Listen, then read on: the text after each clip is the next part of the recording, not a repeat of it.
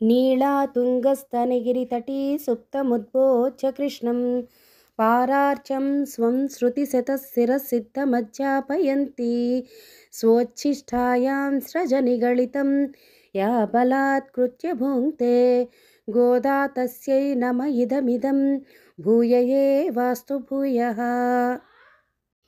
உங்கள் புழக்கடை தோட்டத்து வாவியுள் செங்கல் நீர் வாய் நிகழ்ந்து ஆம்பல் வாய் கூம்பினகான் செங்கல் பொடிக்கூரை வெண்பல் தவர் தங்கள் திருக்கோயில் செங்கடுவான் போதந்தார் எங்களை முன்னும் எழுப்புவான் வாய் பேசும் நங்காய் எழுந்திராய் நானாதாய் நாவுடையாய் செங்கடு செக்கரம் மேந்தும் தடக்கையன் பங்கஜக்கண்ணானை பாடே లోరెంబావాయ్ ఆండాళ్ దివ్య తిరువడిగళే శరణం.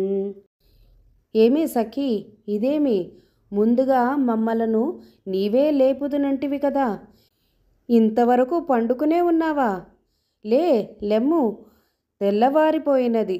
చూడు, మీ పెరటిలోని ఎర్ర కలువలు విచ్చుకున్నవి, నీలోత్పలాలు ముకుళించినవి.